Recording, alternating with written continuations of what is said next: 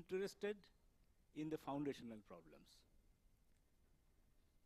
So we have a galaxy of very eminent people among our midst who will illuminate us on the progress in all these directions related to the foundational problems of quantum mechanics. And we have identified 5 areas in which we need to throw light. And the structure will be different from the usual conferences. In the usual conferences, we go and present our papers. In this conference, it will be mainly focused to discussions. In every session, initially 2 rapporteurs will present the development on a particular question, preferably one from the theoretical angle, the other reporting the developments in experiment. But in some sessions, it may be so that they will sort of decide among themselves, but the whole aspect needs to be presented. And then there will be discussions, and in which we expect all participants to participate. Make your points. It's not just a question answer after that. You might ask questions, of course, but you might also make your point. And the more lively the discussion is, the more successful the conference will be. So unlike the audience's role as passive listeners, here we would expect active participation. In this conference, naturally, we will bring up issues. For example, was Einstein profoundly wrong in insisting that the physical reality is independent of our observation or observer? Was John Bell profoundly wrong when he asked the questions like, I'm just reading his text, what exactly qualifies some physical systems to play the role of observer, of measurer? Was the wave function of the world, no.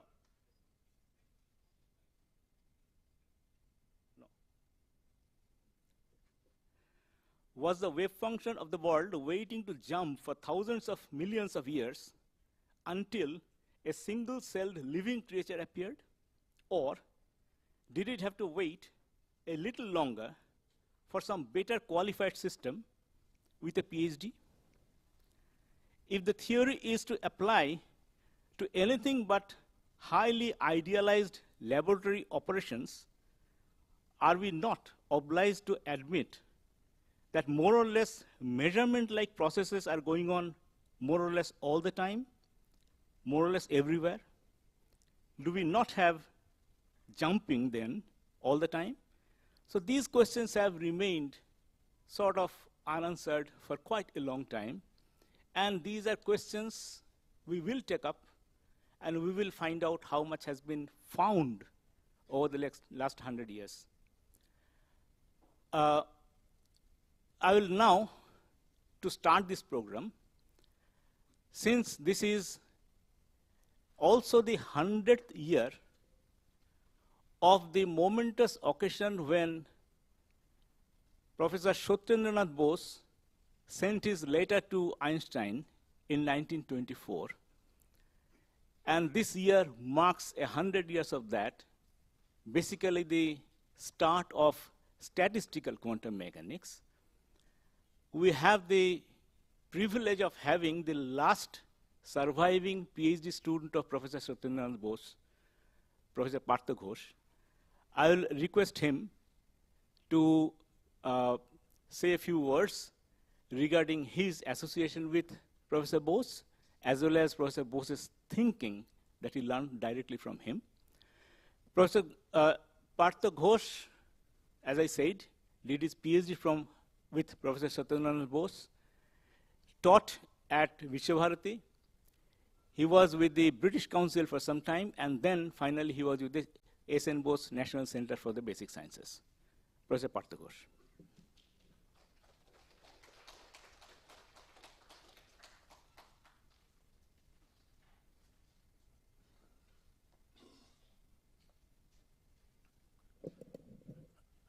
morning, everyone. I'm extremely grateful to the organizers of this conference for inviting me to this, I would say, in my experience, a unique conference of its kind.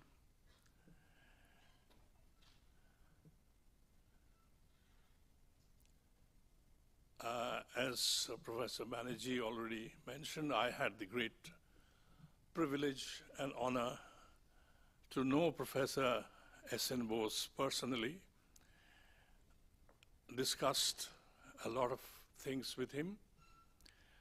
Today, I would like to present to you what he actually did, which is not taught anywhere in the world. What is taught is just a formula which already includes indistinguishability in it, statistics, and so on. But how he came to that conclusion is not largely known. So I would like to take this opportunity to say a few words about that. My presentation, please.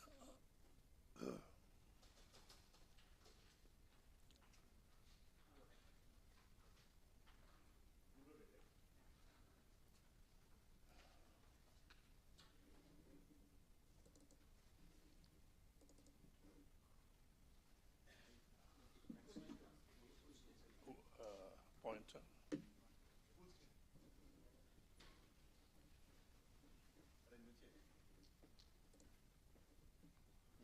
The pointer.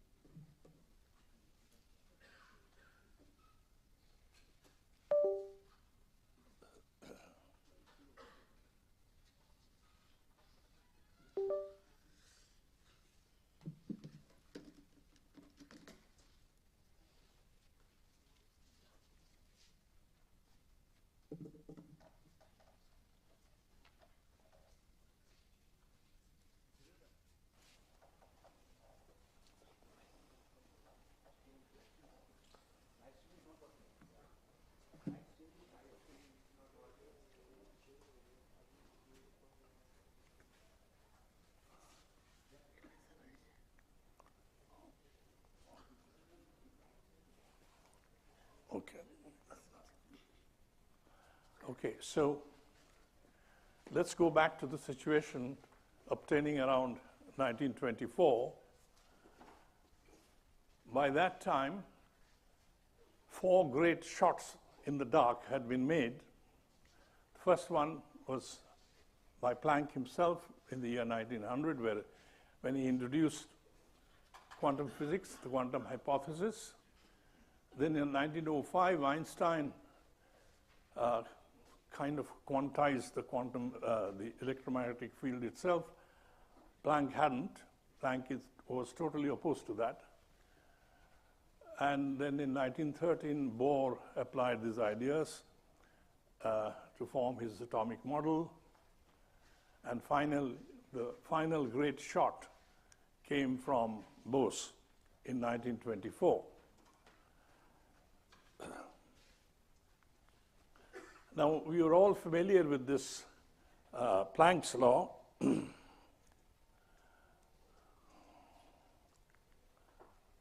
Now, in Planck's law, there are 2 factors, as you all know, 8 pi nu squared over c cube and this factor.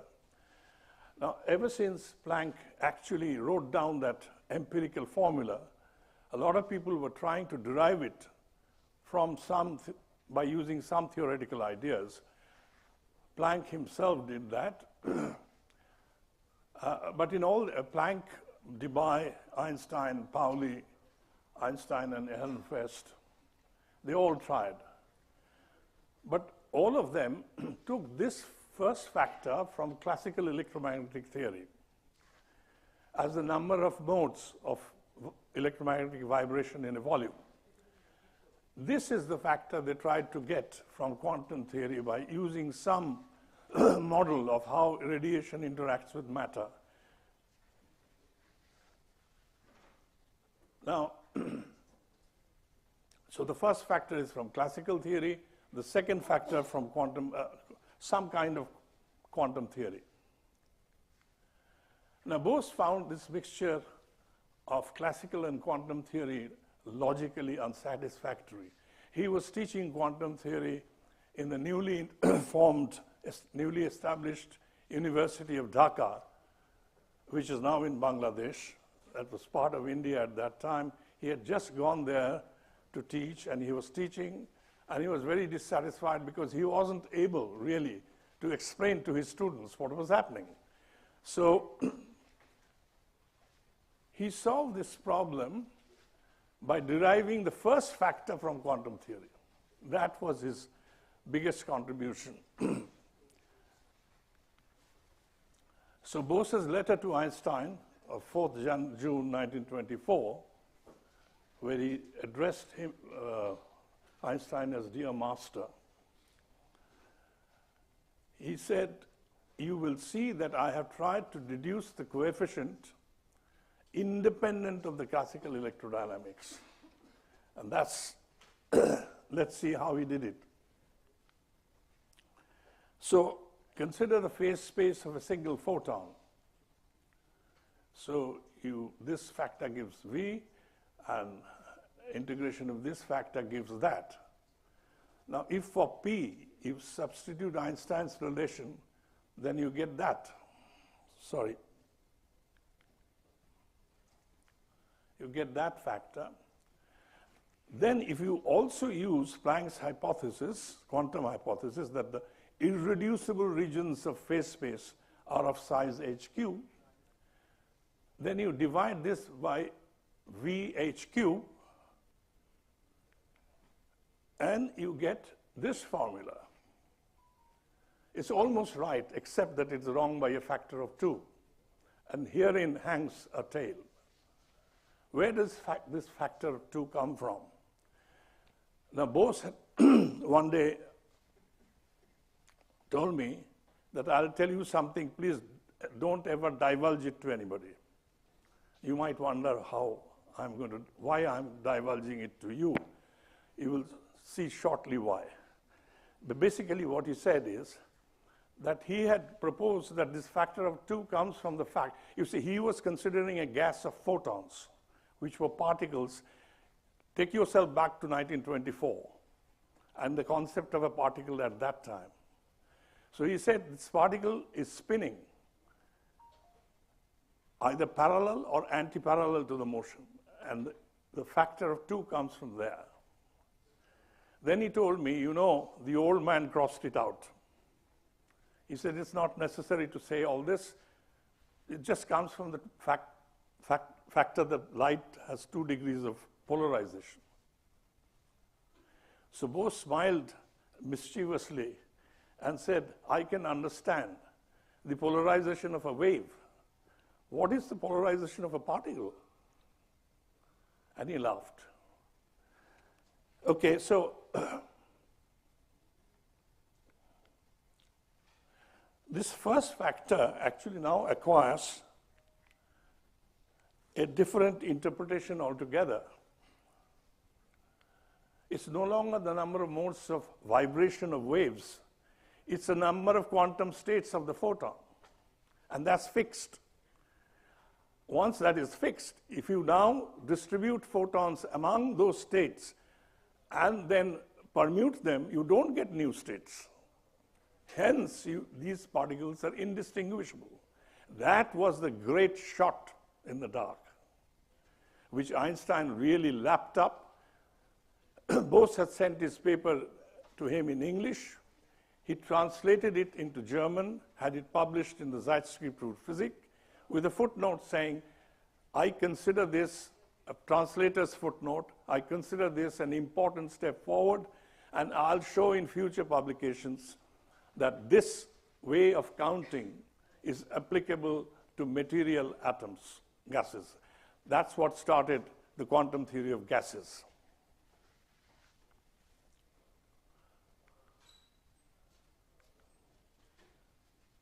So now physical particles have become indistinguishable, and so one of the foundations of quantum mechanics was laid. Now the factor of 2, in the published paper, it says, after getting the factor 4 pi nu square. It seems, however, appropriate to multiply this number once again by 2 in order to take into account the fact of polarization. So this apparently was inserted by Einstein. We tried to find Bose's paper in Einstein archives. It's just missing. The covering letter is there, not the original paper. We've tried our best to see what was actually written in the English version. It's not traceable. However,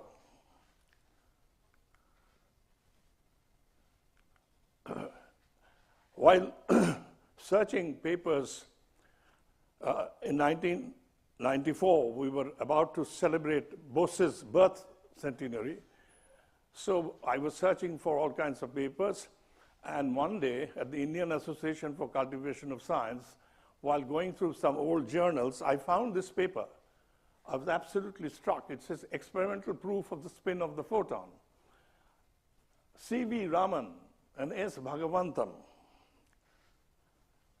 they had published this paper earlier on 28 September 1931 in Nature, and a further communication by cable on October 31.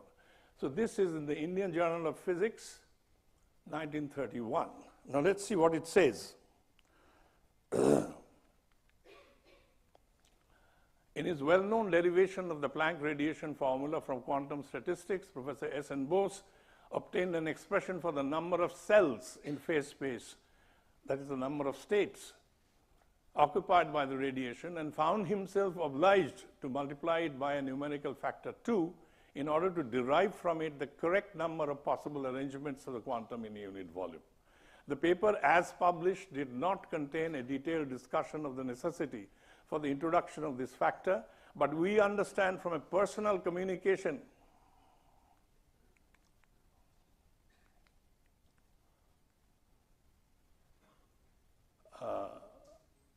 by Bose that he envisaged the possibility of the quantum possessing, besides energy h nu and momentum h nu by c, also an intrinsic angular momentum around an axis parallel to the direction of its motion. This is exactly what Bose told me. And I was astonished to find this in a published paper that goes back to 1931. I don't know why he was so secretive and why he insisted that I should not divulge it. It's already there in the public domain since 1931. That's why I'm divulging it to you. The weight factor thus arises from the possibility of the spin of the quantum being right-handed or left-handed, corresponding to the two alternative signs of the angular momentum. There is a fundamental difference between this idea and the well-known result of classical electrodynamics, to which attention was drawn by Poynting and more fully developed by Abraham. Oh, sorry, so sorry. That a beam of light may, in certain circumstances, possess angular momentum. Thus, according to the classical field theory, the angular momentum associated with the quantum of energy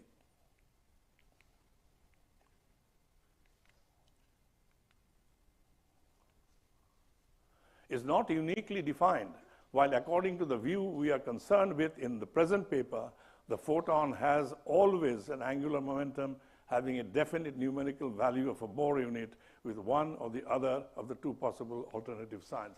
So they then did this experiment of scattering of light on rotating molecules and how this angular momentum was transferred to the rotating molecules. So they calculated the probability of, the intensity of the Stokes and anti-Stokes lines. They found that there would be a difference between classical theory and quantum theory.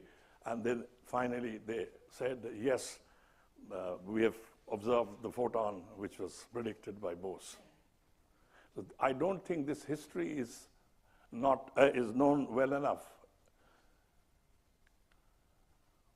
So there are two ideas in this paper, one of indistinguishability and the other one of spin, which is an internal degree of freedom which does not come from phase space. It's beyond phase space. Today, the whole of particle physics and everything is dominated by these ideas. Okay, so then Einstein extended it to material atoms, and he was very fond of calculating fluctuations. Initially, for the photon concept, he had calculated the fluctuations in energy. In this case, he calculated the fluctuations in the density of particles, and he found two terms. One, which corresponds to the particle concept of, and the other to wave. Now you start with, this time you start with particles and you get a wave character. Einstein immediately recollected that about a year ago back, he had received a thesis sent by Paul Langevin by a young French scientist called Louis de Broglie, in which he had also proposed that material particles should have a wave-like character. Einstein had put that aside as a mere analogy. When he discovered that Bose statistics also gave the same thing, he immediately looked for that paper. He didn't find it. You'll find all this in Abraham Pais's book.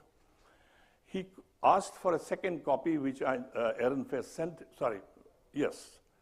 Langevin sent him, and then he wrote these 3 papers within 6 months in which he applied Bose statistics to material atoms, and then came to the, in January 1925, in the final third paper, he predicted the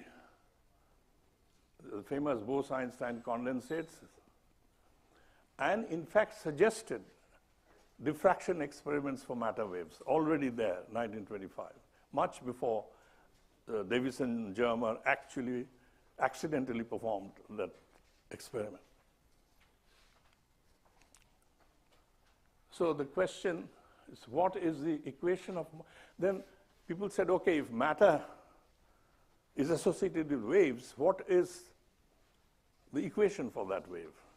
And as we all know, shortly, Schrödinger discovered the famous equation, and there is a rather interesting biography of Schrödinger, Life and Thought, published by Walter Moore, Cambridge University Press.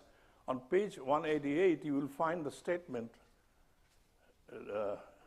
of Schrödinger that wave mechanics was born in statistics. So once the wave function was found, as Professor Banerjee was saying, and all of us know, the question of interpretation came, and then the whole game of foundations started. I will end by saying that way back in the late 1980s and so on, there were about half a dozen people in India who were bothered with these questions. And Dipankar Home and I in Kolkata, Virendra Singh and S.M. Roy in Bombay, Mukunda and Simon in Madras. And that was about it. I may have missed 1 or 2 names. We tried very hard at that time. The situation was very difficult. And at the end of it, let me say that I lost one of my brightest PhD students because I couldn't get him a job. He left physics. Because doing foundations of quantum mechanics was at that time, I'm talking about the early 2000s, a useless thing, waste of time, and no money was given. Suddenly things changed when quantum information processing came, and the whole subject was revived. And today, I see a galaxy of most eminent workers in this field all here. I'm so glad to meet you. And things have changed. Thank you.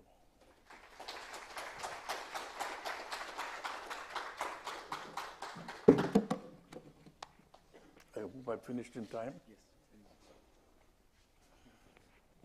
Thank you very much, Professor Ghose.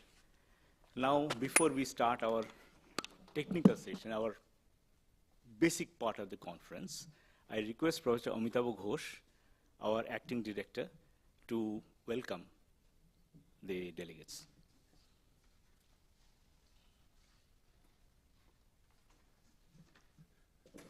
Good morning, everyone. On behalf of the director, Professor Sunil Khare, and all of my colleagues from IISER Kolkata, I welcome you all to this important conference on Foundation of Quantum Mechanics. The stage is very well set by Professor Ghose, and of course a little bit about by Soumitra. And this is one of the better time to be in Kolkata, December. No humidity, little bit of chill.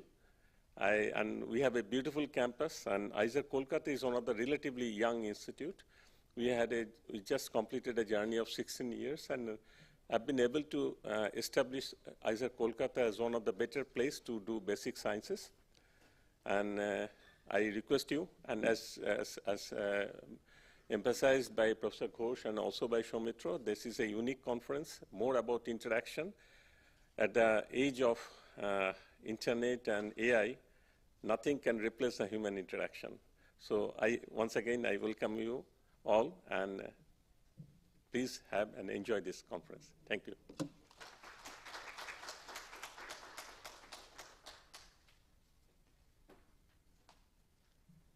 Thank you, Professor Das. Now, well, do not look at that clock because of the relativity of time. Your watch is more appropriate, we'll correct it. We are on time. We are starting at 3:30. Next session, the first session of the conference, I will request Professor Manik Banik to chair this session.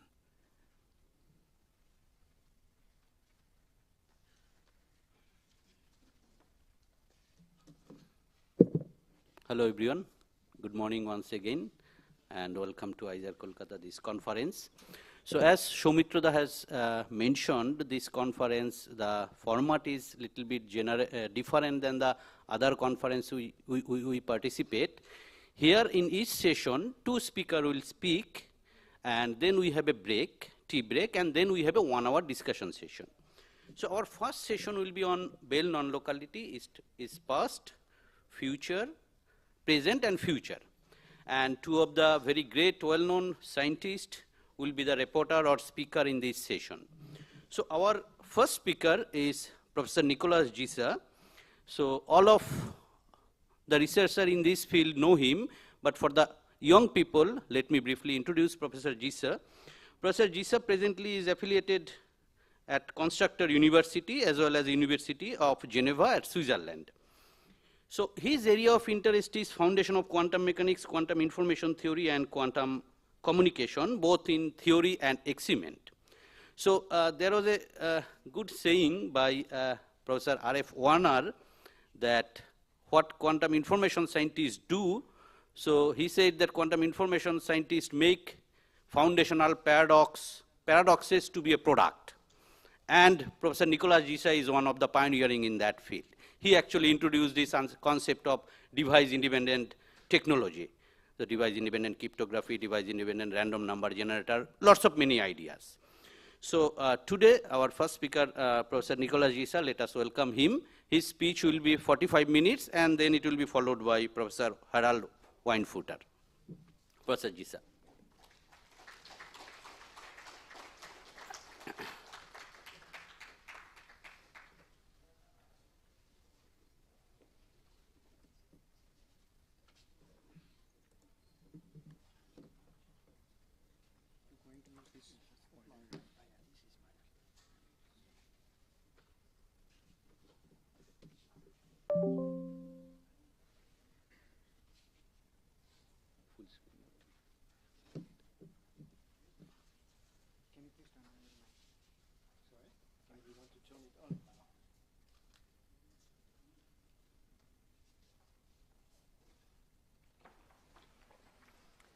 Okay, so good morning, everyone. Thank you very much to the organizers for inviting me to such an unusual conference. see plenty of young people, so we have plenty of time during the coffee break and the discussion session, so please don't hesitate to come to me. I'll be here all week, so we should really have time to talk. So I prepared indeed some presentation for this 60 years of Bell inequalities. And why are we interested in Bell inequalities? We want to understand. So that's the main goal. In particular, understand this very strange phenomenon of quantum entanglement. So let's just start here. So that doesn't work. We tried it before. Is the right thing in here? Now it works. I think it was just not pushed in completely. Okay, so we have our two usual friends, Alice and Bob, and you have just to think that they are at a certain distance from each other. And Alice, for instance, can do some measurements, which we label with this little x, and get some results A. And for Bob, it will be Y for the measurement setting and B for the outcome. And they share some quantum state, which I represent with this usual Greek letter psi. And so if we now compute the joint probability of getting outcomes A, B, given measurement settings X, Y, in general, for almost all states, you will get that it doesn't factorize. Okay? And so the events on Alice and Bob's side are not independent. Somehow they are correlated, or the two sides are coordinated or interact, but without signaling. And this, okay, is a very trivial observation, but it always tells us that spatially separated systems are not logically separated. Now, you can be at a distance and you still have this, the fact that you are not logically separated, and this is what we call quantum non-locality. Okay, and why is that shocking? It should shock everyone, and the reason for me at least why this is shocking is because I started my physics career a really long time ago. I started when I was about 6 months old. And at that time, I learned that indeed if I want to interact with an object, there were not so many choices. I had either to crawl to the object or to send some object, some intermediate boson, let's say, to this object with which I want to interact. And so here, that means that we should be able to add some additional variable, let's call it now lambda, but lambda could include psi and could maybe include something more than psi, and have the same kind of situation as we have had before. And again, we make assumptions, and the first assumption is this locality assumption, so that conditioned on lambda, the probability is factorized, so you have this independence put in. And of course, also, we have to have the assumption that we can choose, we the experimentalist, can choose which measurement to perform. So Alice can choose which X she chooses, and Bob can choose the Y. And this choice is independent of this lambda. So this is the second assumption. And if you do these two assumptions, very, very natural, you get Bell inequalities. You get something which is called a Bell inequality. And very strangely, these Bell inequalities can be violated. This is the interesting fact. And so it means that one of these two assumptions has to be wrong. And since I believe that we can make choices, what goes wrong is the locality assumption. Okay, maybe here let me emphasize that this lambda, you should not think of it as an old-fashioned local hidden variable. You know, it's maybe a confusion that you have in the field, that people think that we want to go back in time to classical mechanics. That's not the goal. It's exactly the opposite. You should think of lambda as the physical state of the systems as described at any possible future theory. So we are really looking towards future theories, and indeed, by violating a Bell inequality, we are studying we're learning something about any possible future theory compatible with today's experimental observations. So let's derive that a bit more in detail, and maybe a way a bit different from what you usually find in textbooks today. So let's again, we have Alice and Bob, and we are going to look at it from a reference frame in which Alice is first. So that's why I draw these timelines like that. So you see Alice will be first and Bob will be second. Now if we assume that Alice is first, it's very natural to assume, and we also assume determinism here, to assume that Alice's outcome will be a function, FAB, meaning A before B, so it's the time ordering AB, so first AB, will depend, of course, on what she is measuring, obviously, and will depend on this hypothetical lambda, the state of as described by any future theory. And then comes Bob, second, so S for second in the AB time ordering. And now, because I don't make a locality assumption here, Bob's outcome may depend on his measurement setting, but also on Alice's, because Alice was first, so X is already set. So you get that. And now if you look at the same experiments, but if you just look it from a different reference frame, in which it is Bob who is first, so now it's BA, then it's just the opposite, so Bob's outcome depends on Y, and Alice's outcome now depends on both of them. Okay?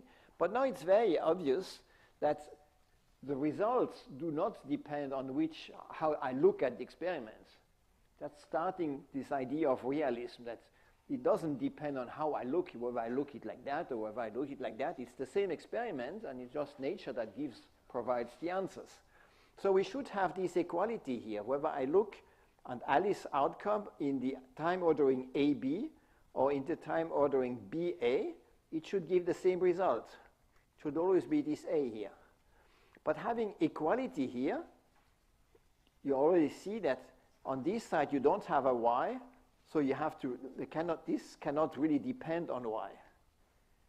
And so there cannot be such a lambda and functions satisfying that, pretty obviously. Because then if you remove the Y here, so there is no Y here, and then you have here the locality assumption that is used to derive Bell inequality.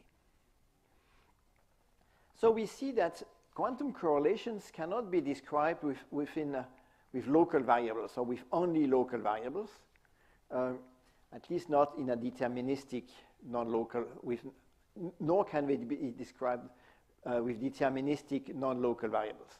So we need non-local randomness. And that's already an extremely important point, and I'll come back to this, the need of randomness. And of course, when randomness is fundamental, is fascinating, but moreover, it is useful. And that's exactly where quantum information and quantum technology meets these ideas of Bell inequalities, because now you have something potentially useful like randomness. So here is the experiment done by John Clauser and Friedman in the 70s.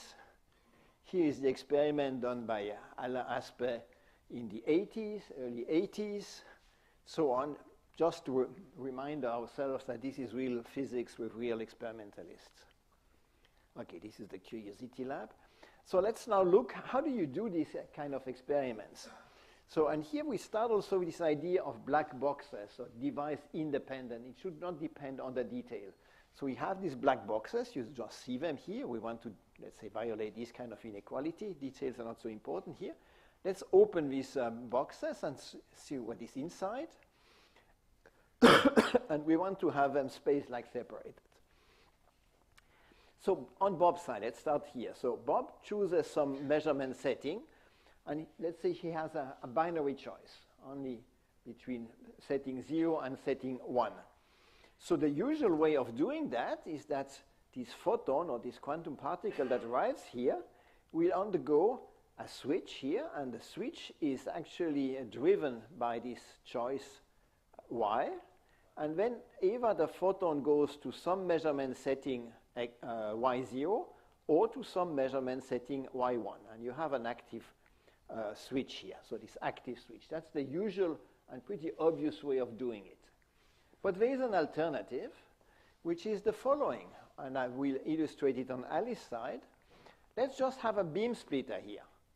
And then the beam splitter, passive beam splitter, nothing active here. So the photon here will sometimes go to x0, measurement settings x0, and sometimes go to x1. with 50-50 probability. Okay? And now Alice's measuring choice here will tell us whether we look only at these two detectors, so only the result corresponding to measurement setting x0, or we look only at these ones. But here you see you have a passive switch here. So it looks very different from that one, but actually if this switch has 50% losses, which in practice it very often has, not always, but very often has, then there is no difference between the two. So from a black box perspective, as long as the detection efficiency is smaller than 50%, which is the case for most of the experiments, not all, but most, it is impossible to distinguish active from passive switches. Okay, I think the interesting thing here, and we call it Zbinden switch because it's my collaborator Hugo Zbinden who had this idea. You see that you do at the same time very fundamental basic research, but you do experiments, and when you do experiments, you have to be extremely inventive to make the experiment feasible and as simple as possible. So there's also a lesson about experimental physics and about actually already applied physics here.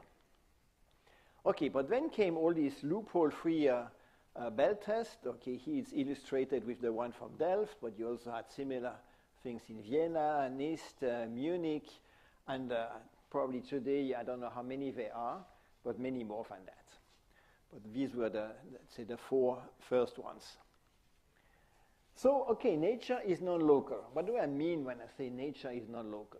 Maybe I should start by saying nature is not local, because you cannot describe the results just using local variables. But people, including myself, we say non-local, meaning not local. But we can also go back to John Bell. After all, we are celebrating 60 years of John Bell, so let's read what he wrote.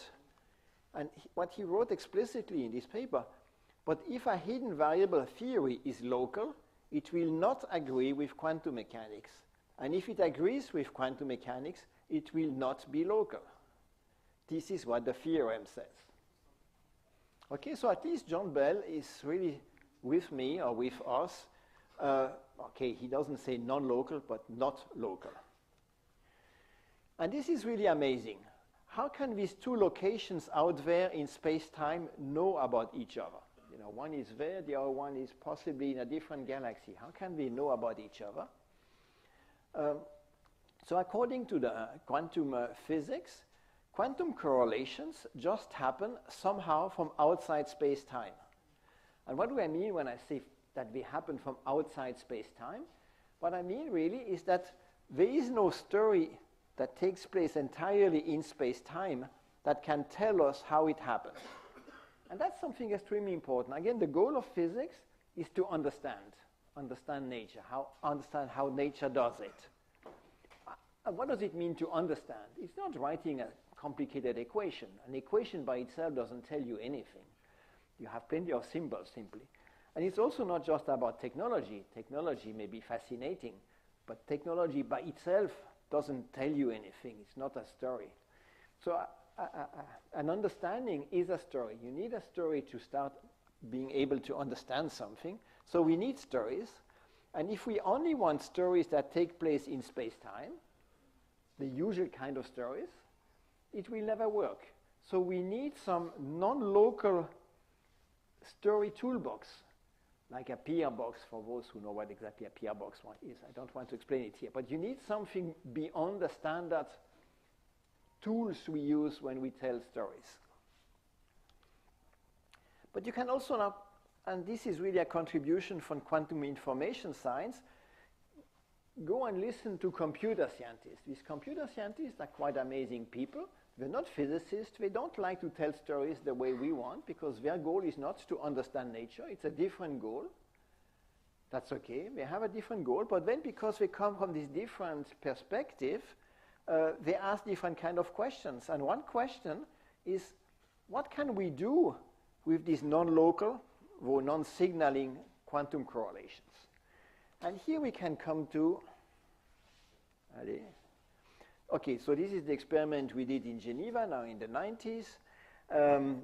Similar experiments were done at that time. That was still in Innsbruck, I think. So we call it the real world lab here. And again, this is intellectually fascinating. How does nature do it? But the other question is, what can we do with that? And here there was a young PhD student. So a young PhD student, I think there are many PhD students here. And this young PhD student had a brilliant idea. He just noticed, so his name is Arthur Eckert, he noticed that non-local quantum correlations are cryptographic keys. And if you think a bit more about it, I don't want to spend too much time on that, but there's really this very, very close connection between a non-local correlation and a cryptographic key. You know, the idea, the intuition is non-local means no local variables. But if you have no local variables, of course, you cannot copy them. You cannot copy a non-existing variable. And that means secrecy. And secrecy, for a computer scientist today, is super valuable. You know, that's cryptographic keys. We always use all kinds of cryptographic tools today. So super great idea. And this is really, for me, 91, the beginning of quantum information science. So before we had Bell inequalities, afterwards we also have Bell inequalities, but now it became not only intellectually fascinating, but also potentially useful. And so here you just have some boxes. So Alice looks like that. Bob's looks exactly the same. I hope it's not too disappointing. And then you have a photon going from one side to the other, because actually we put the source into one of these boxes. We don't have the source in the middle, but in one of the boxes. And you have boxes a bit everywhere on the planets today. Okay, there's another thing which I have already alluded to, but let me come back to that because I think it's extremely fascinating and important. So once we have, again, Alice and Bob, and so on, and we make some assumptions that there is no signaling essentially here, and that they are independent, and that you violate some inequality like that, then there's a theorem, so it's not an opinion, it's a theorem that tells you that the outcomes here on Alice and the outcome on Bob, they are truly random. This is the basic paper that shows that, and so on. So you have randomness. I have already explained, now, if you have deterministic, even non-local deterministic, you can derive locality from it. So this is excluded. So you need non-local randomness. So you have this randomness. And then you can put all that into these little boxes. Here you see the boxes are about 4 centimeters large. So the first quantum random number generator I did was a bit like that. And I was extremely proud to have made it so small. But then there were engineers at IDQ, at this company, and they made it that. And then they certified by the Swiss Federal Office of Metrology, the French military, and so on. So great. But then you go to even better engineers. And the better engineers, we put it into the size of a millimeter, a few millimeters, 2-3 millimeters over 2-3 millimeters. So inside that, you have a light source, you have a beam splitter, and you have the detectors. Of course, it doesn't need to be a telecom wavelength, because it's short distance here. And it consumes almost no power. So this is, I would also say, intellectually fascinating, but of course it's a different kind of fascination than the violation of a Bell inequality.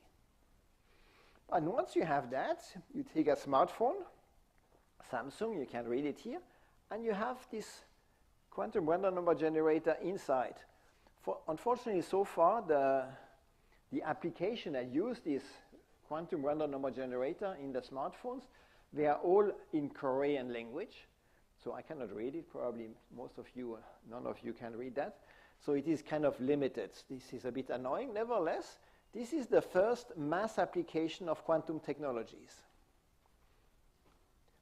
Okay, but let's come back to more fundamental questions. Let's come back to the initial fascination we have for the foundations of quantum mechanics. This is a foundation conference. So how does nature perform the trick? How can these two locations out there in space-time know about each other? I think this is a kind of question that I would certainly encourage that we continue to consider. Although we should not expect a simple answer. Just don't tell me, oh yes, I know, because you don't know. I don't believe that you know.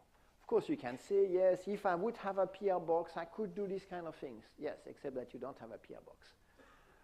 So the question remains, how does an event A knows that it is non-locally correlated to an event B? Who keeps track of who is entangled with whom? You know, are there outside there some angels that manipulate huge, enormous Hilbert spaces and keep track of who is entangled with whom? That's not a kind of story that helps understanding. So, give me a better story. This, I think, is still an open question. Let's try to see what we can do with these kind of things. Okay, here we could also put Alice and Bob in motion, one with respect to the other, but I don't have time to go into that. Let me continue with maybe next step, again inspired by quantum information science. You know, so far quantum cryptography goes from A to B. A, B can be 100 kilometers apart or even further apart. Great, but this is just A to B.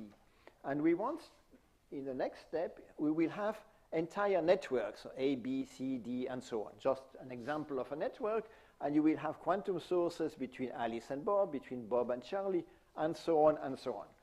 And then comes the question, how to certify quantumness of such a network? How do I know that this is not fake?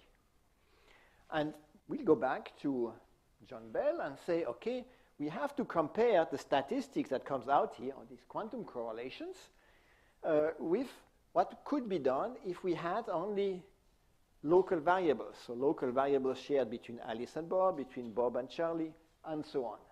Let's try to compare these two.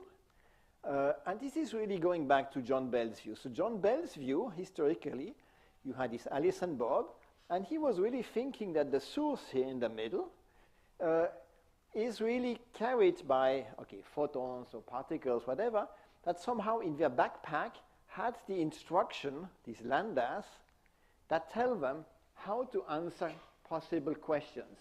So how to provide outcomes for possible measurements. So that's the way John Bell was thinking of it. By the way, I had the chance to meet John Bell several times. We had also dinners together, and we discussed these things in the old times. But today, there is more a computer science view, and the computer science view is more that you get shared randomness. No, that's the word that we use, shared randomness. Shared randomness is just coming from, it's God-given. It's coming from the sky, and it falls, and you don't really think too much how it is happening, because computer science don't really care about how it happens. They just assume it happens. So if now here you think that lambda is just falling from the sky, it will fall over the entire network. But here we are having the view that it is really mediated from a source by some physical objects, particles, photons. Okay, so now let's look at a simple situation, just entanglement swapping. So we have one source between Alice and Bob, which I call EPR1, you know, Einstein, Podolsky, Rosen source number 1, and a second one between Bob and Charlie. And assume that the two are independent. So you see the probabilities of this lambda 1 and lambda 2, they factorize. So this is the locality assumption here, plus the fact that Alice's outcome depends, or the probability of that outcome depends on what she's measuring, obviously, and on lambda 1, because lambda 1 comes to Alice. But it does not depend on lambda 2, because Alice doesn't see lambda 2, and the same Charlie doesn't see lambda 1. Of course, Bob in the middle, he sees both lambda 1 and lambda 2.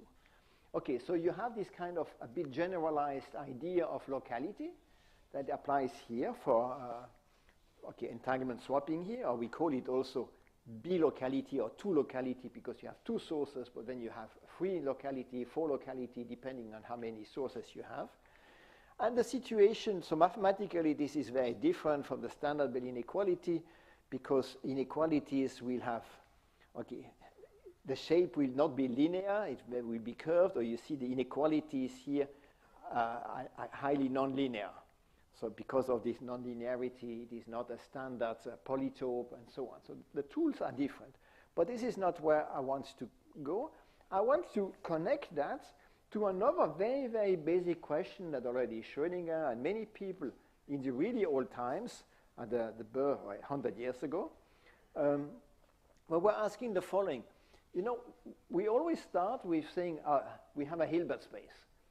And we even, if we are a bit more precise, we say we have a complex Hilbert space. Do we really need these complex numbers?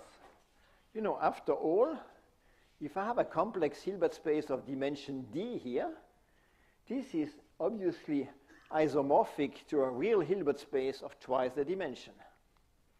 And this one I can obviously also just consider as a real Hilbert space of dimension d, tensor product with a two-dimensional real Hilbert space. So I just add a real qubit here. And I can do that. And then everything I can do in this Hilbert space, this complex Hilbert space, I can do in this real Hilbert space. This is just for one system. Now if I have one source, and okay, this example, three parties, Alice, Bob, and Charlie, that could again be distributed somewhere in space.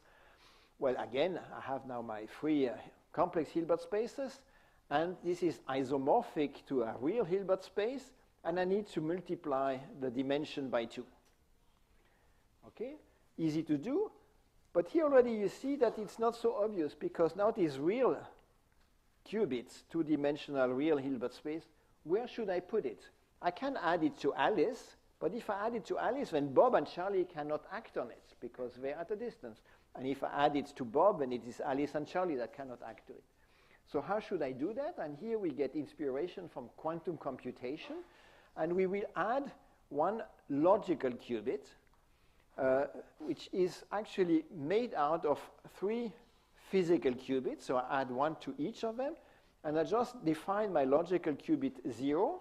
So the 0 underlined as the superposition of all the states with an even number of 1s, and the 1, the superposition of all states with an even number of 0s.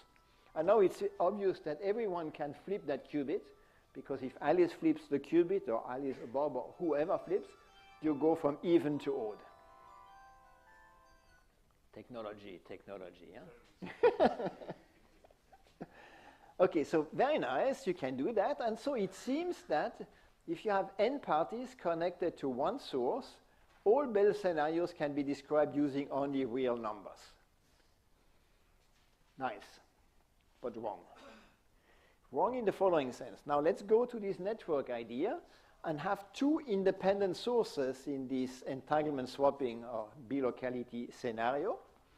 And then if we insist that the sources have to be independent, you can no longer have a logical qubit everywhere, because the logical qubit is going to entangle Charlie and Alice. And here, Charlie and Alice are independent, because nothing goes from Alice to Charlie here, or nothing comes from a common source. So they are independent. So this doesn't work. I mean, the trick I showed you before doesn't work. Maybe there's another trick. No, there is no other trick. There is a theorem that says, that was published in Nature 3 years ago, that says that in this entanglement swapping scenario with many incomes, there is some Bell inequality that achieves a maximum value with complex quantum, so with standard quantum theory, 6 times square root of 2, while real quantum Hilbert spaces, whatever the dimension, can be 1,000 times larger, doesn't matter, is limited to a smaller value. Consequently, networks with independent sources cannot be described using only real Hilbert spaces.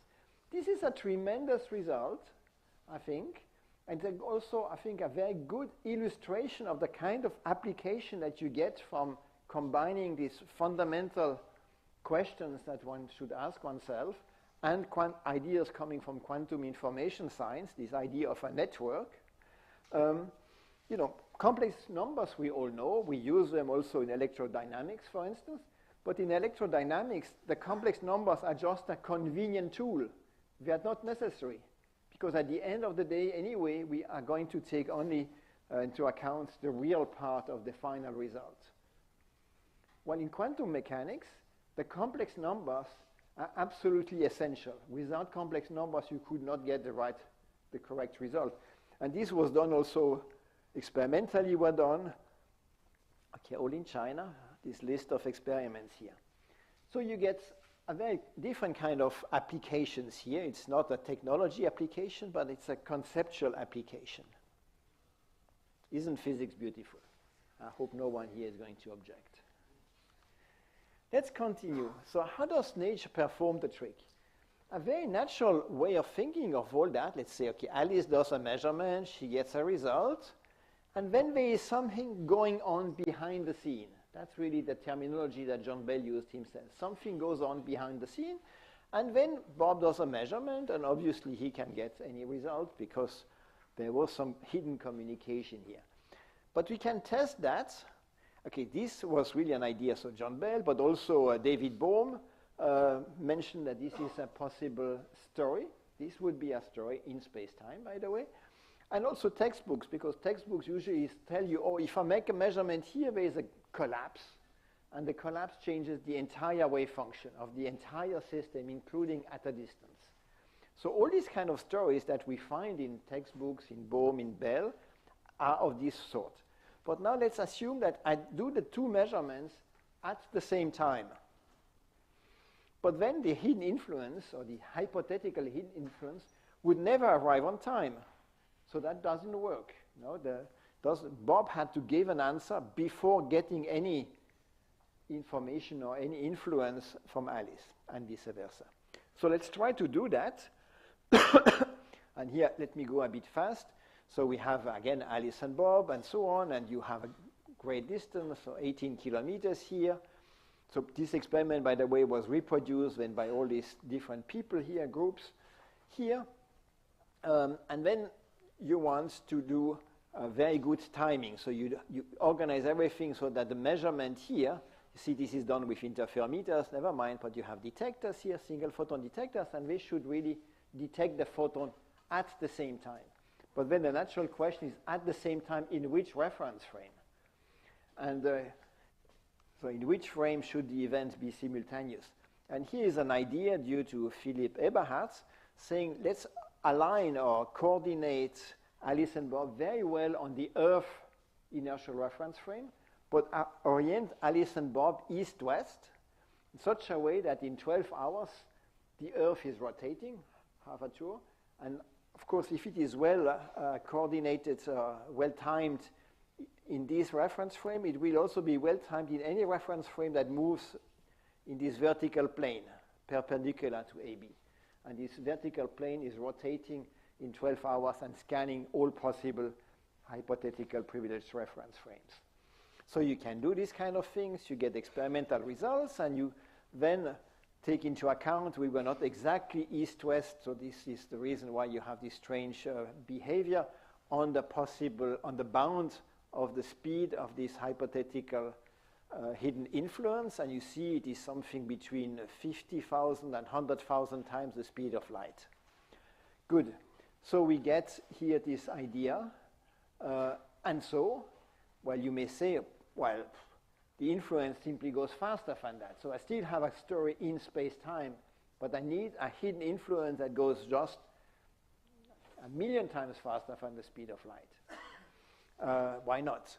But, you know, if you do an experiment with only two parties, this hypothetical hidden influence could always remain hidden.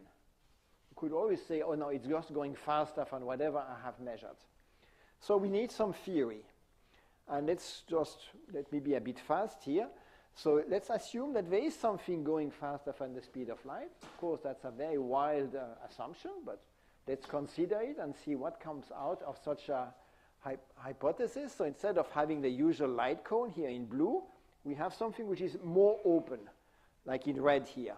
And we call them, this is a V cone, for V for the velocity here. And of course, when you have points which are connected, because we are inside each other V cones, but some that are not connected, that are outside. So I assume that this V velocity is possibly faster than the speed of light, but not infinite. So I'm excluding Bohm's model because it's not infinite. Okay? So there is some space outside the V cones. If it would be completely open, you know, it gets completely flat, and then there's no space any longer. And so if I have that, and I consider now 4 parties, A, B, C, D, in this time ordering here, with the different V cones. What is important now, there is a possibility for B and C to be outside each other's V cones. So they are independent. So here we must have locality because here this hypothetical hidden influence doesn't arrive on time. So in this case, one gets this theorem. So if this correlation, our four parties, probability of getting results A, B, C, D, given measurement settings X, Y, Z, W, is non-signaling, and BC is local, then this inequality, so J, has to be smaller or equal to 7, where J is this complicated expression, doesn't matter. But very importantly, in this expression, you don't have any BC correlation. So here we don't need really to make sure experimentally that B and C are outside each other's cone. It's enough to see that because there is no BC correlation here. Okay, so now we get, okay, let me go a bit faster. So we have, so any V causal model will produce the same prediction as quantum mechanics, and quantum mechanics predicts a violation for that, and we don't have BC issues. So now it means that since BC is local by construction here, this correlation has to be formally signaling. So now we are excluding faster fun light but finite velocity hidden influences, actually even without even doing an experiment. Of course, the alternative is either you have signaling in the real world, nature is actually signaling, or nature is truly non-local. Okay, let's go a bit faster. So I think that one kind of experiment which I would really like to see still today, maybe some people here want to do this kind of experiment, is similar to this one and to all the ones here, but improved. You know, here what we could prove is that the velocity of this hidden influence would have to go between 50 and 100,000 times the speed of light. But maybe we should be more ambitious. After all, the ratio of the speed of light and the speed of sound, which are kind of the two natural speeds that we have around us, is something of the order of 1 million. So let's try again like that, or maybe we take a factor of 10 margin. And so we want, instead of having 100,000, so 10 to the 5, we want 10 to the 7, 2 orders of magnitude. This is certainly possible with today's technology, with better detectors and so on. Okay, so we want to understand quantum measurements, and tomorrow I will talk about quantum measurements, so I'll come back to that tomorrow. But now we had, okay, we're celebrating 60 years of Bell inequality and of John Bell's work, so let's listen to John Bell himself. Oh, I'm a realist, and I think that idealism is a kind of,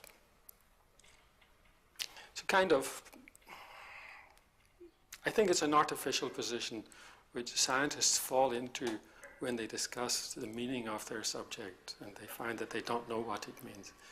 I think that in actual daily practice, all scientists are realists. They believe the world is really there, that it is not a creation of their mind. They feel that there are things there to be discovered, not a world to be invented, but a world to be discovered. So I think that realism is a natural position for a scientist. And in this debate about the meaning of quantum mechanics, I do not know of any good arguments against realism. Okay, so this was really John Bell's word with his strong Irish accent and his red hairs. And you see also the drawing of the Bell inequality in his office. That was in his office at CERN in Geneva. Okay, so conclusion. Quantum locality presents us with a tremendous challenge to tell stories about how things happen in nature. Because to tell stories about how nature does it, one needs some non-local story tool, like non-local randomness. So the way I like to talk about this is that one random event that is able to manifest itself at several locations. Okay, so I hope you will have plenty of questions for, well, in 3/4 of an hour, and coffee breaks and so on. And thank you very much for your attention.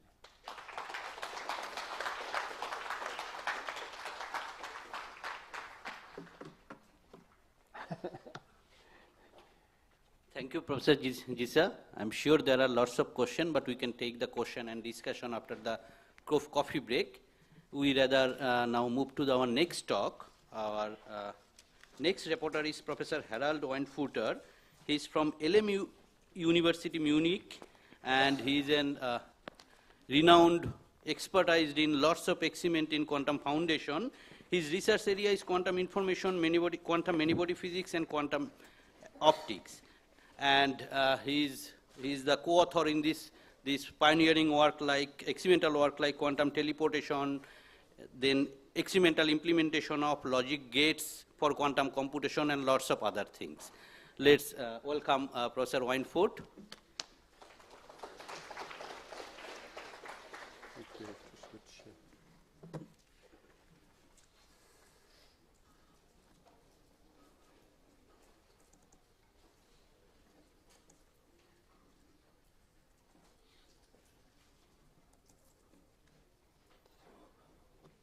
Yeah, thank you very much for the invitation to this adventure here.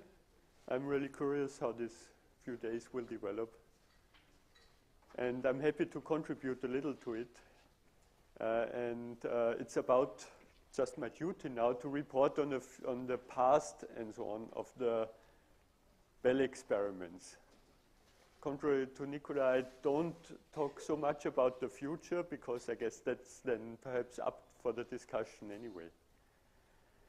Okay, so what I want to show you is just in this sequence now, so the very early days, ASP experiments, the progress with down conversion all the way until then finally really there was something what we tried to call loophole-free Bell experiment. But we still can think about whether there are still few loopholes left open. So let's see whether we are really happy with it. But before I want to come to these first experiments, which have been celebrated so much 2 years ago now, I really would like to first talk about Madame Wu, actually, because I guess it was her who started the whole enterprise with observing entangled particles. And everybody knows about the Wu-Shaknov experiment, where they first saw that you really get these correlations between measurement results. But of course, those days was 1950. Nobody knew about the Bell inequality and about the options and about how to really observe then the difference between this local realistic ansatz and quantum mechanics. But somewhat later, I mean, they did a lot of other amazing work, what Mrs. Wu is famous for, but somewhat later, Leonard Castay came for his PhD to the group. And then immediately after Bell showed his inequality, then in their lab they started again these measurements, and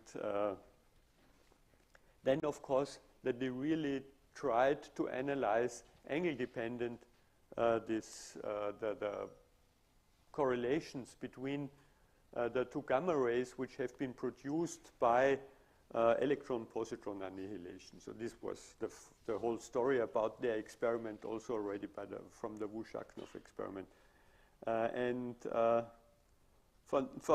I don't know exactly whether we want to stick to it or not, but in this presentation at Varania Summer School in 1970, he already presented results which violated the Bell inequality. He had to make some additional assumption that you can derive, or where you more or less use the fact where you need quantum mechanics, let's put it that way, where you need quantum mechanics to derive Compton scattering and so on.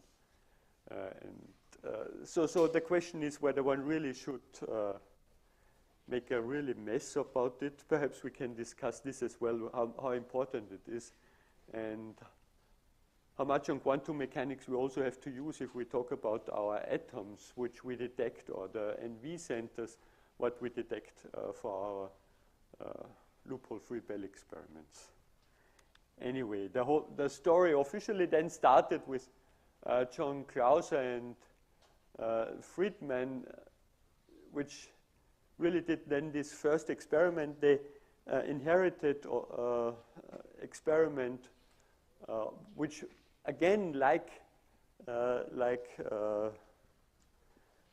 this electron-positron annihilation experiments, only measured parallel correlations by Kocher and Cummins. And so they used this experiment, and it is based on a so-called photon cascade. It's much simpler already than the electron-positron experiments, and we will see that this will continue up to a certain moment and such that you excite calcium ions in this case up to some level from where the atom will emit 2 photons, which then will be anticorrelated in their spin. So which means that it's what we now call this psi minus state, the singlet state, which will be emitted by this source. The advantage of this source also was that the 2 photons, they have been roughly in the visible, so were at those days reasonable sensitive detectors are available. The big disadvantage of this method is that if the first photon is emitted into some direction and say it incidentally then really goes along this tube here, what John Clauser just tries to align. So if it really goes in this direction, then the other photon goes into 4 pi, which means that in order to really find it at the other detector, really gives you a very low emission rate. So this is most likely the biggest disadvantage of it. The other disadvantages got cured over the time. The first is that, of course, you need first to excite the atom, which then, in this case, was done with a deuterium lamp, which has some light intent, gives you some intensity, but of course it was a very feeble light only, and compared to nowadays laser systems, and therefore, of course, the rate here to get the calcium atoms excited was not that high, at least not in the first experiment, and thus, I mean, they had about 0.2 coincidences counts per second, so that means that you have to wait for 5 seconds in average to see the coincidence at all, and it was about 2 hours measurement time, 200 hours measurement time, what they needed for the first experiment, and contrary to what John Clauser expected, wanted to see, what he always tells and still will tell you today, would tell you today as well, they saw that the result violates the Bell inequality. That means that it really shows the quantum mechanics is correct and not the local realistic ansatz. But I mean, he became famous for this, even if he did not really like the experiment in the first instance, or the results in the first instance. Still, already there, they wrote that it's a strong evidence against the local hidden variable theories. Of course, I mean, given this result, it's already a few standard deviations away. So this variable delta should be smaller than 0, and evidently it's already with a few standard deviations larger than 0. The next experiment was actually done with a little different source now. It's not calcium anymore, but mercury, which is used for this photon cascade. Otherwise, it's very much the same, but it's just different detectors, perhaps also then different lamp what you use. At least they did not observe a violation. So, and then, of course, what the hell, I mean, we have 2 experiments at this moment. One agrees, one disagrees. So which one should we choose? I mean, this is also kind of fun. I mean, if you have now this, Of course, then Krause immediately repeated the experiment on their setup, also now with mercury, and then he saw that there was a violation.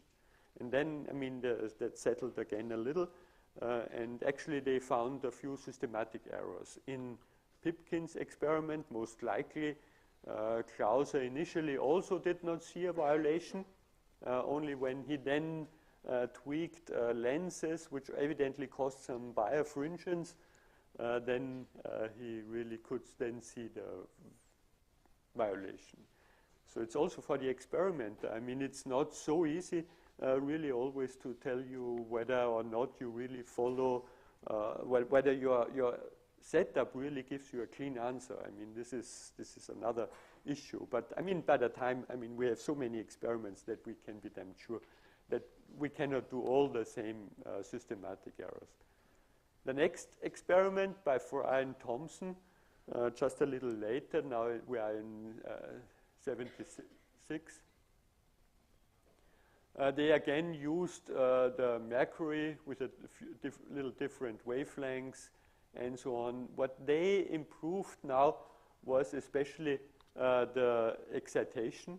So for the excitation, they did it in 2 steps. First with electron bombardment on the calcium ions, but then already with some laser excitation, such that you can use resonant excitation and therefore get a much, much higher efficiency in the probability to get the cascade emission then finally. So they could do this experiment just with 80 minutes per collection point. So it's in a few hundred minutes instead of a few hundred hours compared to Friedmann-Krause experiments. Okay, so that was a tremendous progress actually just within a few years, but especially because of replacing the excitation system here. And then, of course, it was Alain Aspec's experiment. So Aspect got motivated a lot already when, according to his statements, by lectures from Bell. And then, I mean, as he always confirms you, is he had a permanent position, because that was the first question what Bell asked him. If you really want to go this avenue, then you better have a permanent position.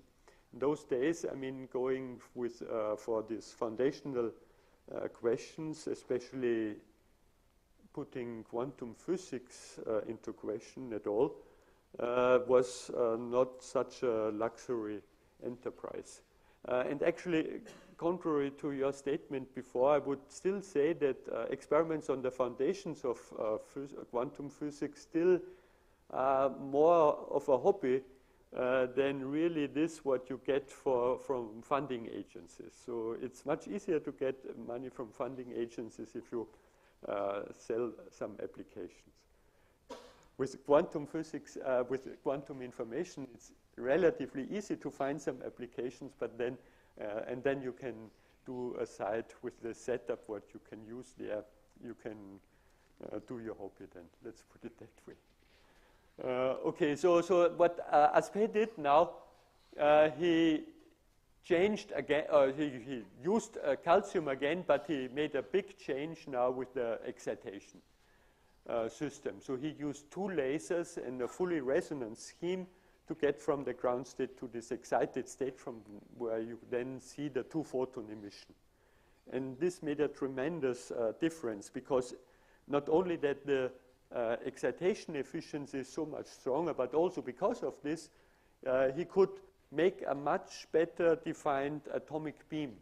So the size of the atomic beam excitation area was just on a millimeter scale, which then in turn can be collected, or where the light from this small volume can be collected much, much more efficiently than from the much bigger ones in the older experiments. So he again even could get almost 2 orders of magnitude higher rate from the system for the 2 detectors now. Not only the excitation, but also the coupling is so important that he could get a much, much higher rate than even the Frye-Thompson experiment. Okay, but otherwise it's very similar. All these experiments, they always use glass plates, staples of glass plates, to polarize the light, or to make a polarization analysis of the photons which come to your detectors on both sides. This have been these big boxes, what you saw in the first experiment, in Klaus's experiment. Even so, I mean, they made them much smaller, but even so, I mean, it's more cumbersome, and you have only one detector. And this was actually then the goal of the second experiment of the group, that you use these two-way polarizers, so some birefringent crystals, which really split the polarization of the light into two outputs, such that you can use both outputs. Actually then, they, for the first time, really could use also this Clauser-Horn-Gemoni-Holt inequality, at least in the current version. Actually, also the others already used the scheme what was developed then. But there, if you only use one pair of detectors, you have to do some recalibration of the rates, etc., ideally, in order. And this is not necessary if you really have detectors for both outputs. And there, I guess, all the experimenters here should really think a little and be a little honest to ourselves, that we also make a lot of experiments where we just put a polarizing filter in front of the detectors nowadays. The setup is much simpler, but we make it a little too simple, or at least we then make the analysis too simple. We do not consider all these steps what actually the old guys used those days. So I guess in the experiments we should be a little more careful again, in order to really stick to the whole concept of the Bell inequalities. Because otherwise, I mean, there are again assumptions creeping in. You have to make assumption if you don't make these normalizations. So therefore, I mean, what the hell, if it's not necessary, if you can do it, and nowadays I guess it should be easily possible, then we should do it the correct way. And then, of course, that was, according to Aspe, mainly inspired by Bell, was to really use time-dependent analyzers. So the idea would have been to set the polarization analysis direction while the photon is progressing or flying towards the analyzer. And this was the main goal of all these experiments here. Here they used filters again, but never mind. I mean, the main change in this experiment was really to have a time-dependent analyzer. Now, this time-dependent analyzer actually is an acousto-optic modulator, so which is actually some water tank or water cuvette, where there is an acoustic wave going through. So which simply means that, because it's this wave goes through, and then you have nodes and antinodes which go up and down, such that for a certain moment the beam will be transmitted, and then after a very short moment, then the grating is effective again and makes then this deflection of the beam to the other analyzer. Okay, so there are two analyzers with two different directions, and depending on whether just this water wave produces the grating or not, then the beam is deflected or not. And this made a big change actually also for the concept. Although, I mean, one has to say, because this was now really driven by a regular function generator, in a sense it was very predictable. Even if the two oscillators on the two sides operated on slightly different frequencies, I mean, even if you buy your function generator from a very cheap store, it has some coherence time of quite a few milliseconds. So that means that you could predict a few milliseconds in advance what will be the status of the gratings at the later time. So that was actually the only thing what you could bother about. I mean, but of course, it is something to bother. But at least this was the first time that one really changes settings in the experiment. And of course, Aspe is very proud about these experiments already those days. Okay, then the story changed again with yet another source.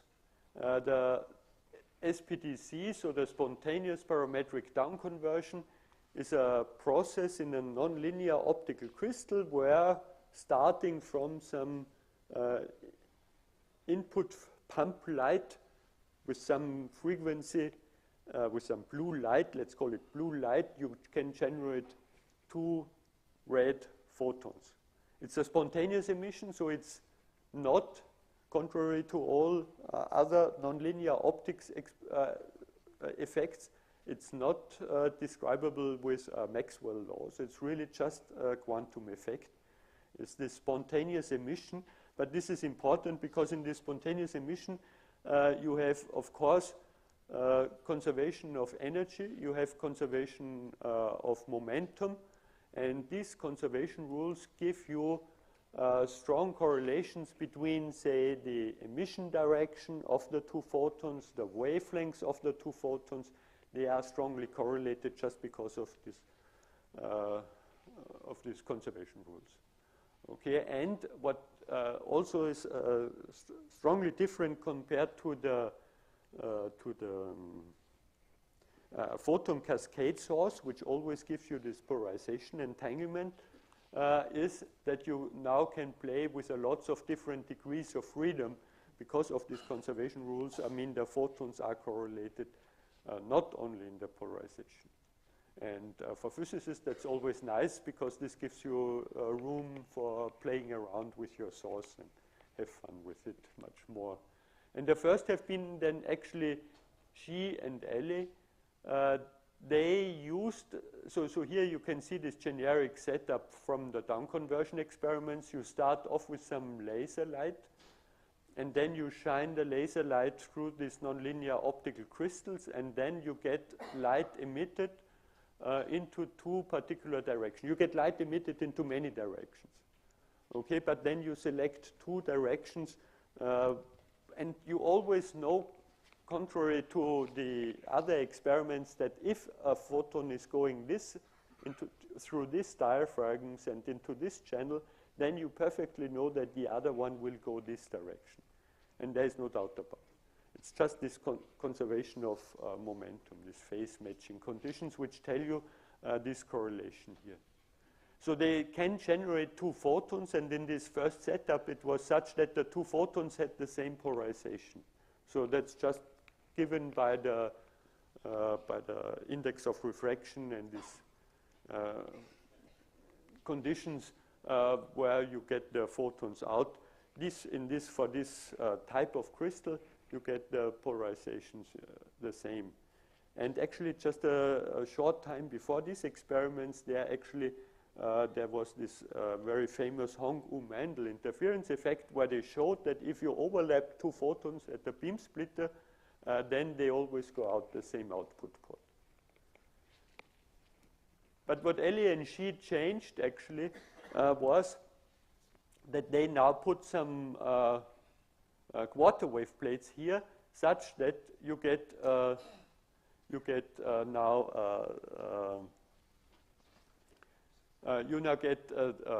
left and right circular polarization into these arms.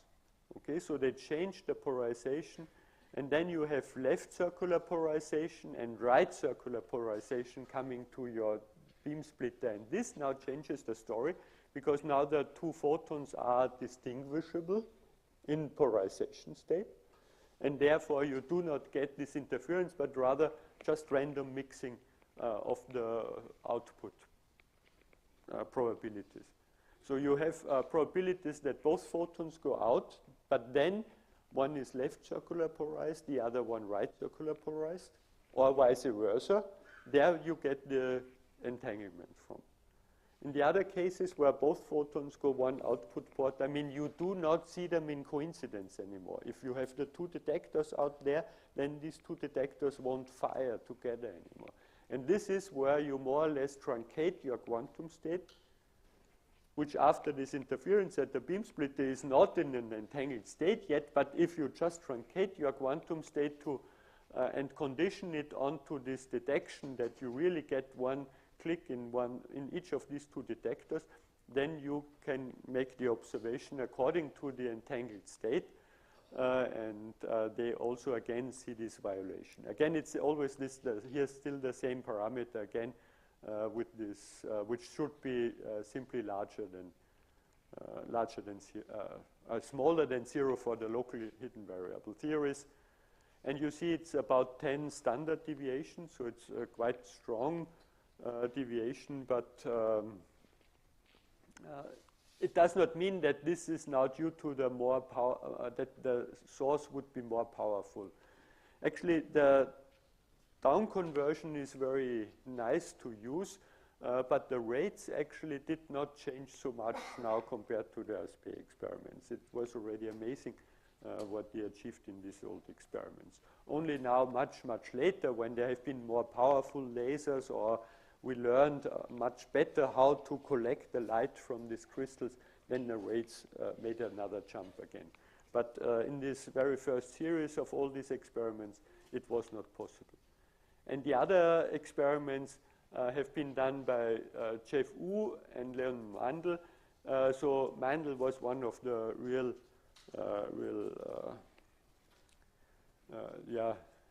inventors, not inventors, but the group really made all these down conversion experiments really possible. I mean, they started to develop a number of methods to really handle this new type of source, and many experiments came from, and I guess in the moment with all this imaging experiments, etc., we are still relying on what they developed early on. And of course with the Hongo-Mandel experiment as well, the two-photon interference at the beam splitter.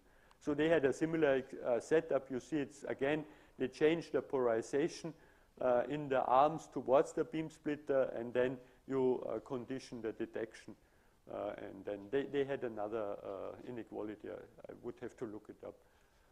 They used a kind of funny thing. They used a Clauser-Horn inequality, actually. They argued according to the Clauser-Horn inequality, but funny enough, they did not use the, it's too much in detail. You would have to use the singles count rate, which are completely off if you have low efficient detectors or setup. So for that reason, they used also here for these rates, they used coincidence rates. But nevertheless, their results also showed these non-local correlations. And then actually, what I do not talk about now, Jeff Wu, after finishing his PhD in Mandel's group, he switched to Jeff Kimball's group. And there they started with continuous variable experiments, so that you also can get entanglement on continuous variables. So not only in the spin degrees of freedom, or what we see in other degrees of freedom, but also for the electromagnetic field, which is much closer to the initial concepts of Einstein-Podolsky-Rosen, so that you really have like X and P, now the field, the quadratures of the electromagnetic field, and so on and so on. So that's why this is, and it actually was Drummond and Reed who made the theory for this, and there's a whole enterprise along this line. I don't focus more on this. It's also another story where perhaps in the future we could focus a little more again. Okay, other degrees of freedom. There was a proposal by Horn, Shimoni, and Zeilinger that it should also be possible to use these correlations in the momentum, which simply means that if I have an emission in this direction, then I get an emission in that direction. But this symmetric case, let's think that's now symmetric, holds if the two photons have the same wavelengths. If they do not have the same wavelengths, then the two photons are emitted in slightly different directions. Okay? But then if there is such a pair where one beam has a higher frequency and thus is closer to the optical axis there, and the other lower frequency, then there must be also an emission into that direction. Okay, so you get, again, now the option that you have now 4 output direction, but always pairs of output direction. Okay, so the upper one and here here the upper one and here the upper beam, and here the lower beam and here the lower beam. They come together. The photons are emitted together, and then you get always, in these cases, 1 photon at this beam splitter, 1 photon at that beam splitter. And this gives you now a phase-dependent interference as well in this degree of freedom. As such a setup is much, much more cumbersome to build and to align and to handle it. Actually, that's one of the very, very few experiments where this degree of freedom is used. It's hardly ever used again because simply nobody really wants to go into this business. And the other proposal came from Jim Franzen, actually, to use more or less entanglement in the frequency, or what then was called energy time entanglement, or later the Geneva group came up with the time bin entanglement, such that you have different paths from the crystal to the detectors. So you always have a short path and a long path, and with this setup you would get then correlations between the photons which have been detected at different times. So because now what you will get is that you get 1 photon in the short path and the other one in the long path, and and vice versa, or both photons in the short path, both photons in the long path. Okay, so with this you get different options. If you have both in the short path, then you know where both detected early. Then you know that both then now went the short path, and you know where the photons evolved in an interferometer, so therefore you cannot see interference. Also, if both go the long arm. But if then you have either one or the other go the short or the long path, then you have phase dependence in this interferometer.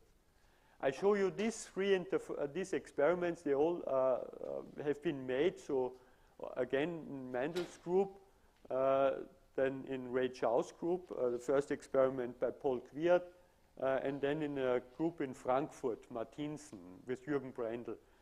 So this group, they worked more or less at the same time, and none of them violated the Bell inequality. So, but still I wanted to show this to you because it's, again, this that you start playing around. And then, so these 2 experiments by Wu and Kwiat, the path length difference was so short of the interferometer that they could not resolve it. These time differences here, and they could not select the real, just this part which would make the interference. Contrary to it, the experiment from the Frankfurt group now had different arm lengths, but then they made it a little too simple again, such that the 2 photons came out the same output port. Okay, so both photons propagated through the same Michelson interferometer to the very same arms, etc., such that they have not been distinguishable here, and therefore you also cannot use them for Bell experiments for 2 observers. Okay, but still, I mean, of course, this was in 90 then, and 2 years later, the Frankfurt group and the Berkeley group, they both reported then experiments where they now really did the whole story, where the Frankfurt group had 2 parts and the Berkeley group had longer arm differences, but still one has to go this way as well. So this picture is from the Frankfurt group, but they could resolve the time difference, but not the 2 detectors. But anyway, they cured this and then could show also for this time-energy entanglement that you can violate the Bell inequality. And this was more or less the first step which made experiments even a little simpler, especially if you wanted to go to into fibers, mainly because in glass fibers, polarization is immediately distorted, changed, and it might fluctuate over time of your experiment. And therefore, it was good to have this time-energy entanglement, and it was used for the first time by Rarity and Tapster again in their experiment. Now, where they, for the first time, had 4 kilometers on a fiber, actually in the lab, so it's just on a drum. And somewhat later then, this was now actually already shown on one of Nicolas' slides, this experiment where you now really had the photons propagating through glass fiber, which is deployed out in the field. So which is more or less a commercial glass fiber, but still was shown that even in these systems, you can make the Bell experiments equally well, and that you then can make an experiment where the 2 observers have been separated by 10 kilometers and violate the Bell inequality. Okay, now trying to get to loopholes. So actually there I have to mention Paul Kwiat again, because he cooked up both of these sources where you get directly polarization entanglement from. I told you already about this trick of LSG or the Mendel group, that you overlap them on a beam splitter, but then you always have to do this selection. With these sources, you don't have to do it. So you either use down conversion where you get emission into 2 cones separated by horizontal and vertical direction, or you use 2 crystals, and which one emits horizontally polarized, the other one vertically. And for sure you know this old picture here, which was actually also taken by Paul and Michael Reck. And this was used now in our experiment in Innsbruck University, where we had a quantum random number generator. Thomas Jennewein was building it, and then electro-optic modulators. And in this experiment, which was actually Gregor Weiss' PhD thesis, then really these electro-optic modulators switched very rapidly on a time scale such that the whole measurement from choosing the random number to the detection event was just within less than 100 nanoseconds. And we built this experiment on the Innsbruck campus, so it's 400 meters separated. And of course, 400 meters is 1.3 microseconds. The 100 nanoseconds have been much, much shorter. Okay, so that means that now we really had this independence, that everything which happens on Alice's side is outside the light cone of Bob and vice versa. Okay, and this is essential, but it was only 5% of the photons which have been detected. And that, of course, opens the other loophole still, that the detection loophole. And this was closed with entangled ions. That was the first application of the quantum logic gates, and I guess also the first Bell experiment again. There was one experiment with proton scattering, actually, early on. But then later it was always only on photons, and then only then with the option of the entangling ions with quantum logic gates, then they could really get the entanglement as well. And observing ions is very efficient. you have more or less 100% detection efficiency. Although in this experiment, this very first experiment, the two ions have been so close together, just a little more than a micron, that was not possible with these optics to even distinguish. So the fluorescence which came from the ions was just again actually both of them. But they could analyze it such that, contrary to this experiment from the Frankfurt group, they really could distinguish which of the events really happened. And with this, they could now analyze it and make the Bell analysis again with perfect detection efficiency. So this was more or less the starting point for all the loophole-free Bell experiments, because we now have been developing metal-light entanglement, and then from the early days, we knew about entanglement swapping. And this was now used as the trick to entangle atoms without these logic gates where you have to bring them together. Okay, so over large distances, you can entangle two quantum systems. If both of them emit a photon which is entangled with the system, you only need two decay channels, then the photon will always be entangled with the state of the atom. And if you bring the photons together and make a Bell state measurement, then the two atoms will be in an entangled state. And in my group, we started this now about 20 years ago, or more than 20 years ago. And the Delft group of Ronald Hansen started later, but they have been faster. They used the NV centers in diamond, which is very similar to atomic structures. They also have a spin of the NV center, electronic spin of the NV center, which then can be used like a local spin, and this can be entangled with the photon which is emitted. You overlap at the beam splitter for entanglement swapping. And in Delft, they had a setup where the two observers have been 1.6 kilometers apart. And this gives them, of course, plenty of time to make the measurements. And then in August 2015, Ronald told me, we have the data. What about your experiment? Okay, our experiment was down at this time, not because of vacation, but because the lasers for trapping the atoms failed, but never mind. So therefore, they succeeded in August, and actually just a little later, then two more experiments succeeded, one in Vienna and the other one in Boulder, and this was amazing to me. I never thought about, after all the experiments in parametric down conversion, that this would be ever possible, but with the superconducting detectors, which really have an enormous detection efficiency.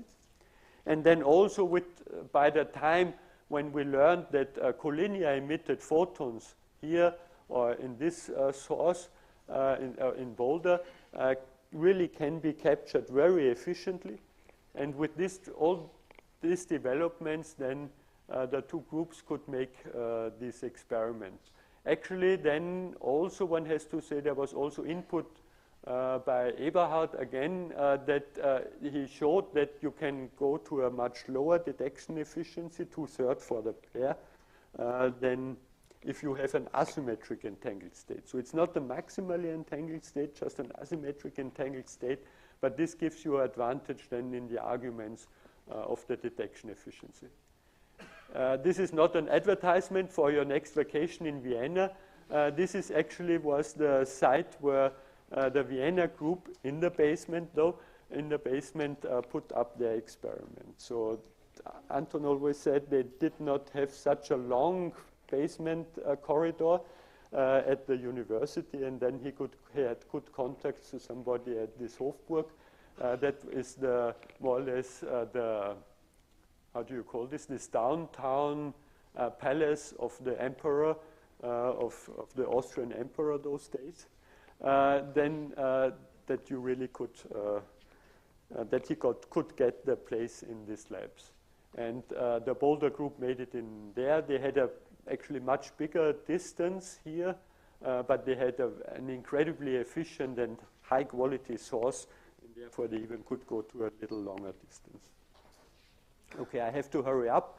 In our our experiments, we used rubidium atoms, and we also, again, if you excite the rubidium atom, it emits left or right circular polarization if it goes down to the plus or minus magnetic sublevel state. So that's our down state, our up state.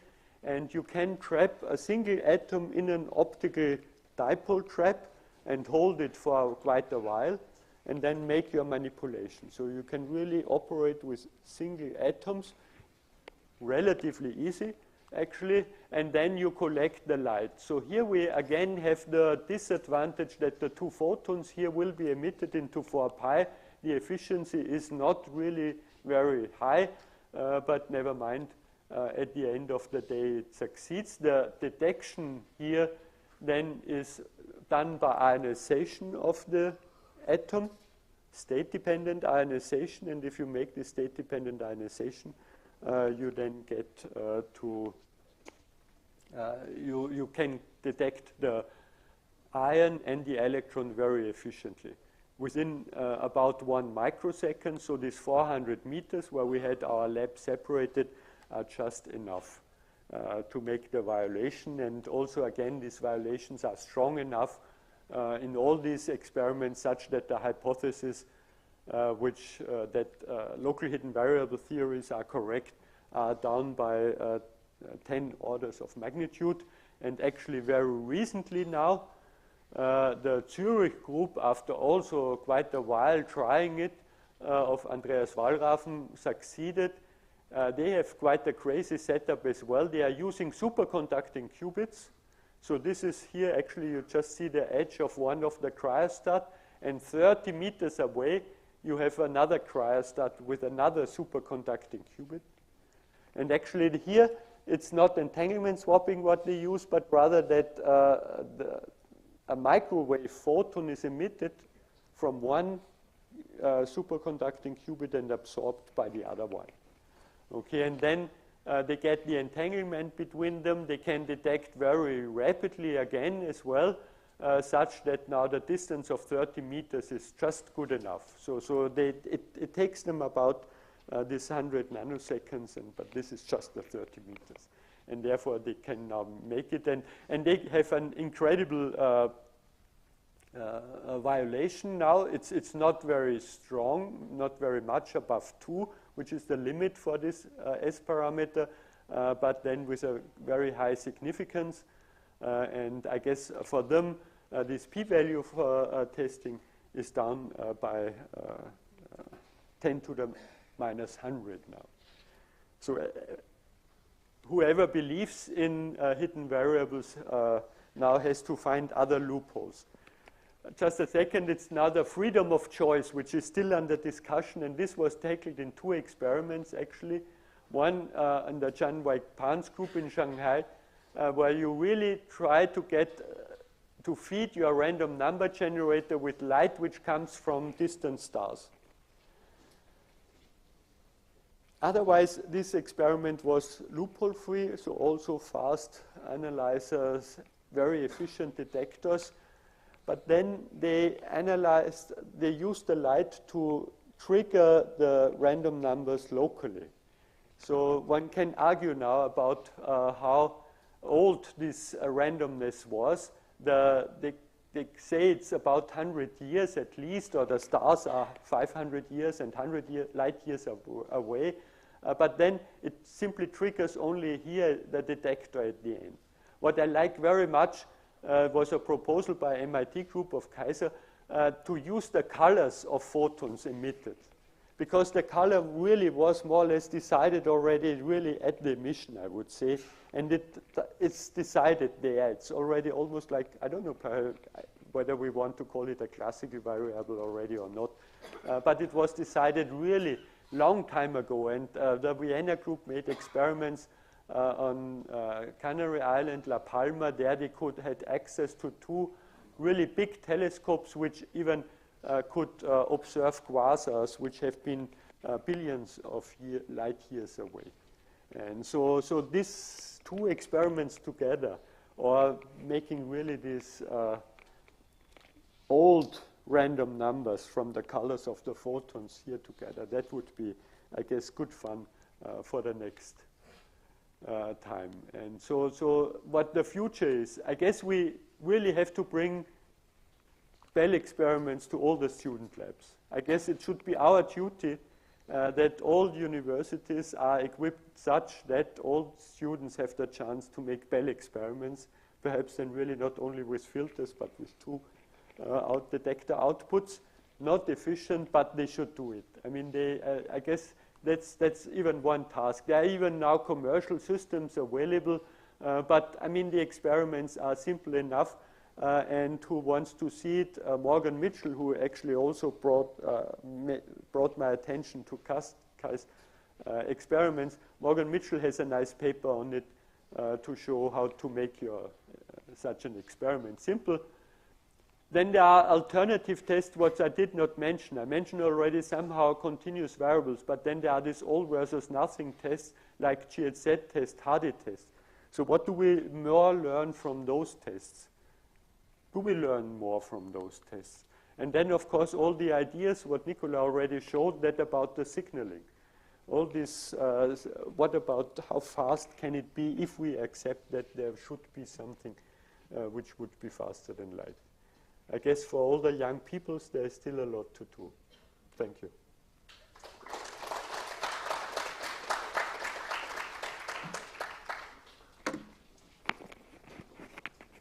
Thanks, Harald, for a nice talk and beautifully summarizing all the history of experiment on Bell's theorem.